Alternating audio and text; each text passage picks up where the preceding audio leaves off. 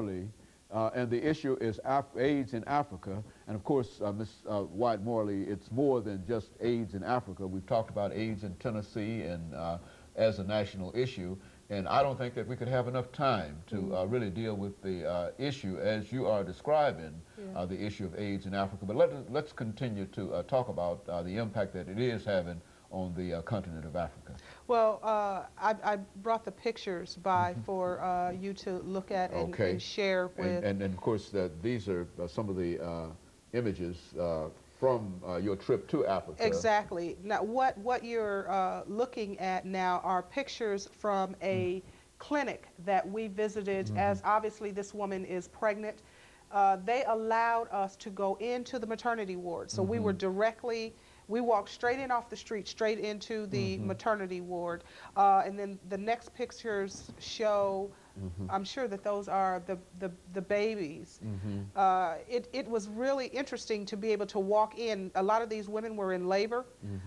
This is a ward, a clinic, a very, very small clinic, of which I intend to continue to support. And I am asking for the community to send donations, care of us, so we can send those donations to that clinic. This clinic is in need of everything. They need everything. As I said, we walked in off the street, straight into a maternity ward. There was no sanitary anything. There was no sterilization of anything. These women were in labor, babies being born while we were there. This clinic is in great need. So as I said, and this clinic is in Nigeria, as I said, there is a profound need in Nigeria. Very good. And of course, this is also one of a mother with, now all these children are infected. I mean, all of these women are infected. Is that? Well, the woman that you're holding up now is one of the nurses holding one of the children that had just been born just that day. Some of these children are HIV positive, and some of these children are HIV negative, which again leaves a note which ones are infected and which ones aren't. These are all God's children, and they all need help. These women. There were no men in the ward at all. All you saw were women in labor. There were no men in the clinic. No doctors or no orderlies? There was one doctor who led us around and showed us the tremendous need, but there were no orderlies. She was a nurse, but she was not degreed. This clinic needs so much help. There wasn't enough linens. There weren't enough beds. There were women in labor that were sitting on benches.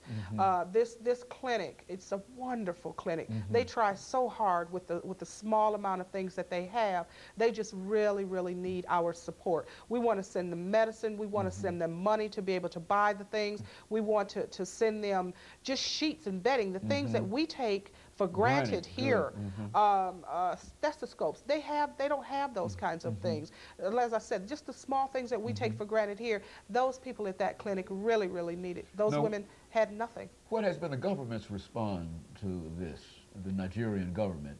Are they trying to do anything, or what, is just overwhelmed by it? Well, partly they are overwhelmed, because we did meet with many government officials about what they're doing, because we went over there on a fact-finding mission, wanting to know what the need actually was, what the government was doing, and we found that the government were doing several things, but the government encourages women's involvement. They have asked us to please come back and be supportive, bring programs over, help this clinic, and help people. So they are very much in need and very, very receptive to receiving the help. But they have to make sure that they trust you. The Nigerians that we dealt with really have a trust issue. But since we went over on a fact-finding mission, not asking them for anything, but going over there asking them what we can do to help them, they were very receptive in receiving us. We made many friends, as I said. We have offices over there now that are employed by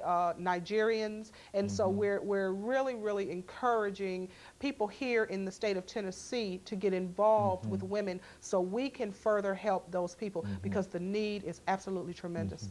And now this is all over the continent of Africa. And now you also mentioned earlier that you had I think you went to some Asian country. I think Thailand. Thailand. Yes, yes, I have been to Thailand. Now you are also involved there with this as a program, are you not? Yes, yes, I was involved there with the United Nations, HIV and AIDS in Thailand, and worked with them for approximately 6 to 8 weeks I was over there. The need there is great also. It's not as bad in Thailand as it is in Africa. Accessing medications in Africa is one of the tremendous issues that are happening over there. Medication is a real issue? Medication is a real issue, and accessing that medication is a real issue. Well, now that seems to be something that we should be able to deal with. In other words, the world community, perhaps working through the United Nations, should be able to create some kind of situation so that medication can be made available. That is a real problem. Yes, it is. It is a real problem. The pharmaceutical companies, some of them are trying to step forward, many are not. And also, there is a level of corruption, and some of the medications are not getting to the designated areas by which they need to get to. So some of it is not being done on a grassroots level, and some of the medications are getting to chosen individuals. But these women and children, as you saw, are in great need, and they're not the chosen people, but they are, as I said, God's people. Well, now, in the end, over the last 3 or 4 minutes that we have here, you've been working with this for many years now.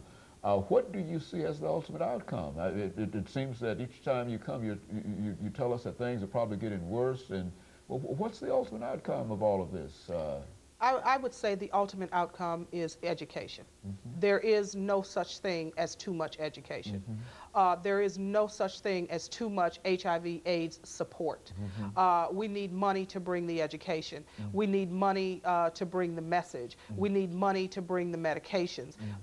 We need government, the United States government needs to be more involved. Yes, they're sending billions of dollars you know, to Africa on medications, but there needs to be someone making sure that those medications are getting to the right place. There needs to be more grassroots involvement, but the ultimate thing is education. There's just not enough education. And of course, what we're trying to do here in this country is to provide some kind of loan, some kind of package for aid to Africa. I think President Bush and Senator Frisk have worked together in reference to that. What about that aid package? Is that sufficient, or will that be sufficient to at least meet the need? And of course, we can't do it all by ourselves. Is that exactly. And the United States should not be held accountable to do all of it by ourselves. I agree with that. But no, that package is not enough. It's just not enough. When in the United States, 1 in 60 African American women are infected, that's not enough in the United States. And if we think that those rates of infection are extremely high, then rates of infection on the continent of Africa are quadruple that. When some communities, the whole village, are infected and children are born with no means of taking care of themselves, we need more money, more support, and definitely more education. And more education. Absolutely. Education. So we just can't do enough. We cannot do enough. And that's surprising. That's the surprising thing about it, is that if education seems to be the key, education is almost the most inexpensive thing that we can provide. Absolutely. And it's through education. As a matter of fact, we were once told by Dr. Poco that education is important because AIDS is a behavioral disease, and the only way that you can stop it is education. Yet and still how should we approach this education thing then? I mean, what should we do? I mean, should we pour money into educational institutions, or what? How should we do that? I think, in my opinion, it needs to be dealt with more on a grassroots level. There needs to be education infiltration.